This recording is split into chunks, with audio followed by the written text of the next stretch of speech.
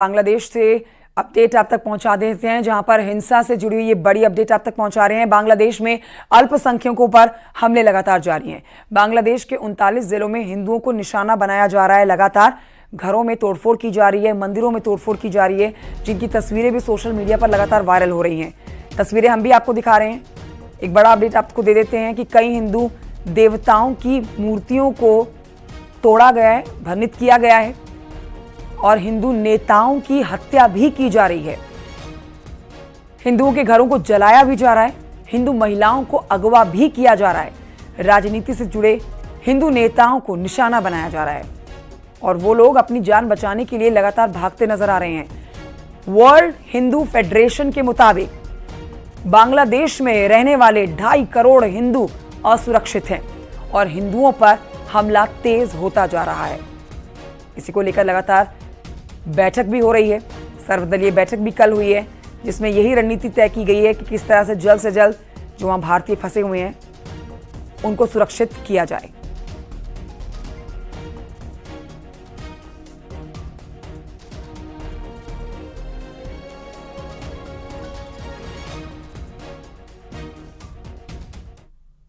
बांग्लादेश की पूर्व प्रधानमंत्री शेख हसीना भारत से यूरोप जा सकती हैं। अब सोर्सेस के हवाले से एक बड़ी जानकारी आ रही है कि अगले 48 घंटे में यूरोप के लिए वो रवाना हो सकती हैं। जिस बात के कयास लगाए जा रहे थे कि वो यहां से निकल के, जो भारत में उनको शरण मिली है, यहां से निकल के वो यूरोप जा सकती हैं। हालांकि अमेरिका ने उनका वीजा रद्द कर दिया है। लंदन की तरफ से भी उनके लिए कोई शुभ समाचार नहीं आया है शरण लेने के लिए।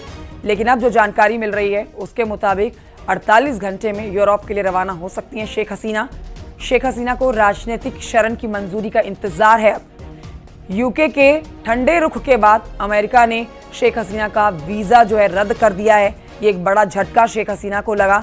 लेकिन अब जो सोर्सेज बता रहे हैं उसके मुताबिक जल्द ही कुछ ही घंटों में यूरोप के लिए रवाना हो जाएंगी। यूरोप के किस देश में वो शरण पाती है, ये देखना बहुत जरूरी हो जाएगा। बांग्लादेश में जो हिंसा भड़की हुई है, यह अंतर्राष्ट्रीय खबर पूरी दुनिया में इस समय है। ये तस्वीरें आपको दिखा रहे हैं, एक बड़ा अपडेट आप तक पहुंचा रहे हैं। बांग्लादेश के खराब हालात, जहां पर बांग्लादेश की पूर्व प्रधानमंत्री जो इस समय भारत में शरण लिए हुए हैं शेख हसीना, वो यूरोप जा सकती हैं अगले 48 घंटे में।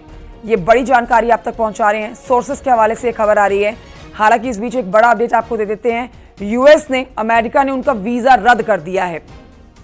साथ ही लंदन से जो उनको उम्मीद थी, यूके से जो उनको उम्मीद थी शरण मिलने की, यूनाइटेड किंगडम ने भी उनकी उम्मीदों पर पानी फेर दिया है।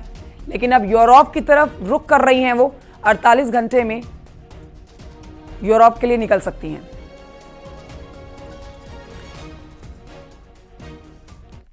उधर ढाका में बांग्लादेश के पूर्व प्रधानमंत्री शेख हसीना के लूटे गए घर में कई लोग देखे गए।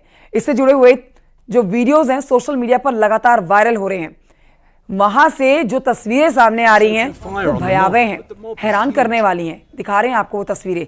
देखिए किस तरह से लूट मचाई गई है यहां पर लोगों की तरफ से। प्रदर्शनकारियों ने बांग्लादेश के पूर्व प्रधानमंत्री के घर को लूट लिया है, तहस नहस कर दिया है, उनकी साड़ियां लूट ली हैं, उनका सारा सामान लेकर निकल गए हैं। यही नहीं, वहां खड़ी कार को भी उन्होंने आग के हवाले कर दिया है। घर भी जलाया है, वाहन भी जलाए हैं, लूट भी मचाई है। घर की दीवारों पर शेख हसीना विरोधी तकरीरें लिखी नजर आई हैं। यही नहीं, शेख हसीना के घर से लोग उनका सामान, चाहे वो टीवी हो, फ्रिज हो, एसी हो, कूलर हो, सारा सामान लेकर जाते हुए लोग नजर आ रहे हैं। बांग्लादेश जिसकी ये हालत, जिसकी ऐसी तस्वीरें जो निकल कर आ रही हैं, पूरी दुनिया में किसी ने ऐसा नहीं सोचा था कि रातों रात बांग्लादेश की तस्वीर ऐसी हो जाएगी। मुल्क की आवाम ही प्रधानमंत्री का ये हाल कर देगी।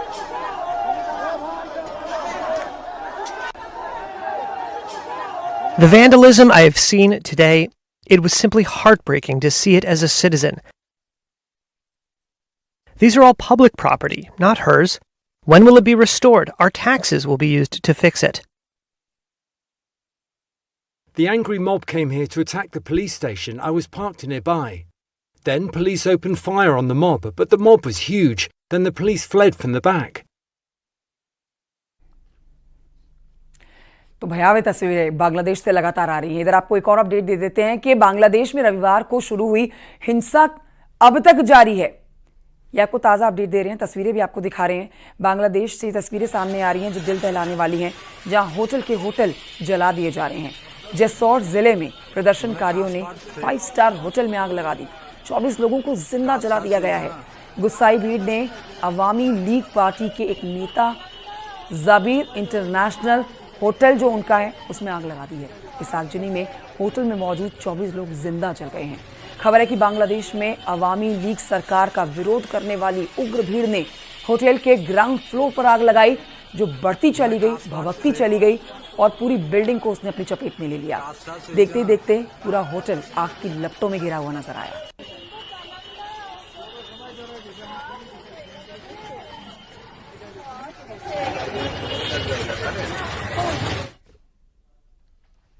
बांग्लादेश में भड़की हिंसा से जुड़े कई अपडेट्स हम आप तक पहुंचा रहे हैं। एक बड़ा अपडेट आप तक पहुंचा रहे हैं कि अगले 48 घंटे में शेख हसीना भारत छोड़ सकती हैं।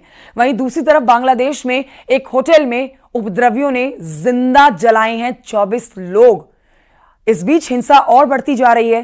तख्ता पलट होने के बाद भी जो असली मास्टरमाइंड है उनके नाम जो सामने आ रहे हैं वो हैरान करने वाले हैं।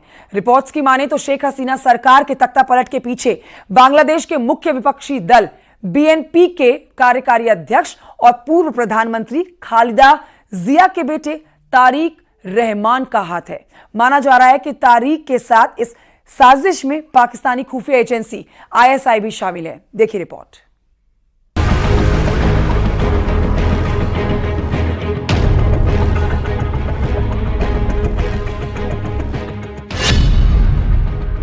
बांग्लादेश को जलाया, पूरे देश में आग लगाई।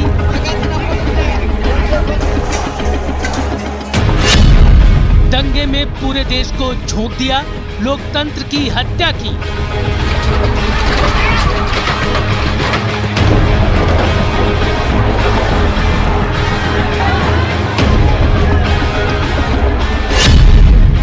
चुनी हुई सरकार के खिलाफ विद्रोह करवाया।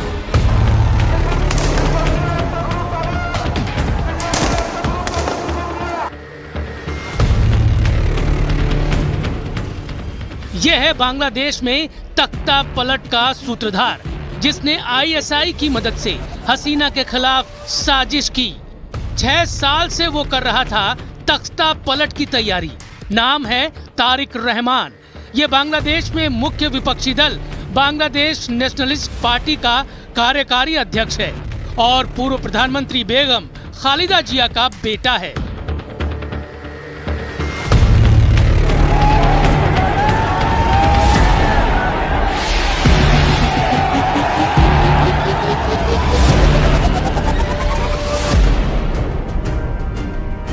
तख्ता पलट का शिकार हुई बांग्लादेश की पूर्व प्रधानमंत्री शेख हसीना के बेटे सजीब वाजेद की बात पर यकीन करे तो बांग्लादेश में तख्ता पलट के तार एक ऐसे शख्स से जुड़ रहे हैं जिसका बांग्लादेश की राजनीति में वजूद भी है और रसूख भी। शेख हसीना के बेटे सजीब वाजेद के मुताबिक बांग्लादेश में जारी हिंसा और तख्ता पलट के पीछे कोई और नहीं बल्कि बांग्लादेश नेशनलिस्ट पार्टी यानी बीएनपी के कार्यकारी अध्यक्ष तारिक रहमान हैं। तारिक रहमान बांग्लादेश नेशनलिस्ट पार्टी के कार्यकारी अध्यक्ष हैं। पूर्व प्रधानमंत्री खालिदा जिया के बड़े बेटे हैं तारिक रहमान। कई बड़े मामलों में तारिक रहमान को अदालत से सजा सुनाई गई है। फिलहाल लंदन में रहते हैं तारिक रहमान। पूर्व प्रधानमंत्री शेख हसीना के बेटे सजीब वाजेद के मुताबिक बांग्लादेश में ऐसी तख्ता पलट की साजिश 6 साल पहले से रची जा रही थी। इंतजार सिर्फ एक ऐसी घटना का था जिसका सहारा लेकर इस साजिश को अंजाम दिया जा सके। शेख हसीना सरकार ने सरकारी नौकरियों में 1971 युद्ध के स्वतंत्रता सेनानियों के परिवारों का आरक्षण बढ़ाया तो साजिश रचने वालों को मौका मिल गया। सजीब वाजेद के मुताबिक खास प्लानिंग के तहत हिंसा की आग पूरे देश में भड़काई गई, जिसका अंजाम सरकार के तख्ता पलट के रूप में सामने आया। खुफिया रिपोर्ट्स की माने तो इस प्लानिंग में बीएनपी के कार्यकारी अध्यक्ष तारिक रहमान के अलावा पाकिस्तान की खुफिया एजेंसी आईएसआई भी शामिल थी। खुफिया रिपोर्ट्स के मुताबिक आईएसआई ने तारिक रहमान की तख्ता पलट में मदद की।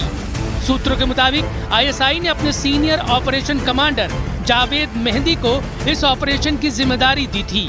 तारिक रहमान ने आईएसआई के साथ मिलकर 6 साल पहले ही कर ली थी तख्ता पलट की साजिश। बीएनपी और आईएसआई की डील हुई थी। 2018 से हो रही थी तख्ता पलट की साजिश। तारिक रहमान से आईएसआई की पहली मीटिंग लंदन में हुई। तख्ता पलट की साजिश के लिए दूसरी मीटिंग सऊदी अरब में हुई। तारिक रहमान की आईएसआई से कई मुलाकातें यूरोप के कई मुल्कों में हुई। आईएसआई ने ही तारिक रहमान की पार्टी से जमात इस्लामी का गठबंधन कराया। प्लानिंग के तहत जमात के स्टूडेंट विंग को ढाका यूनिवर्सिटी में फिर से मजबूत किया गया।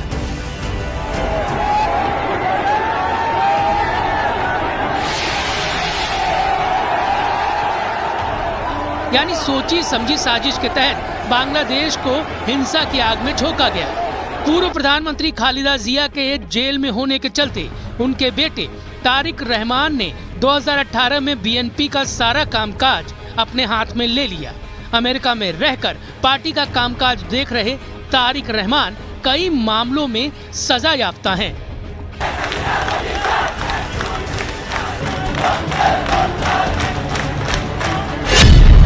तारिक रहमान पर साल 2013 में मनी लॉन्ड्रिंग के आरोप लगे थे, जिसमें पहले तो ढाका कोर्ट ने उन्हें रिहा किया, लेकिन हाई कोर्ट ने 7 साल की सजा सुनाई।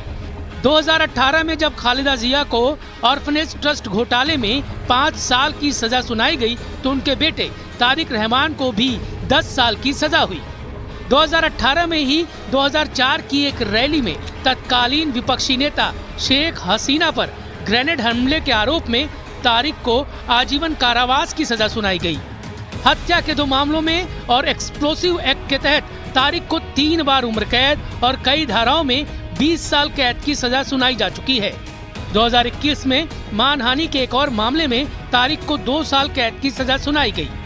राष्ट्रपिता बंगबंधु शेख मुजीबुर रहमान पर अभद्र टिप्पणी के आरोप में भी तारिक पर मामला दर्ज किया गया। इस मामले में तारिक पर 10,000 टके का जुर्माना लगाया गया और पेमेंट डिफॉल्ट करने पर 6 महीने की जेल की सजा भी सुनाई गई। माना जा रहा है कि बांग्लादेश की अंतरिम सरकार में शामिल होने के लिए तारिक रहमान जल्द ही वापस बांग्लादेश लौट सकते हैं। तारिक की मां और पूर्व प्रधानमंत्री खालिदा जिया भी जेल से बाहर आ रही हैं। ऐसे में उनकी पार्टी बीएनपी के अच्छे दिन लौट सकते हैं। लेकिन बांग्लादेश में आईएसआई की सक्रियता अगर बढ़ी तो इससे बांग्लादेश के लोगों को फायदा कम और नुकसान ज्यादा हो सकता है।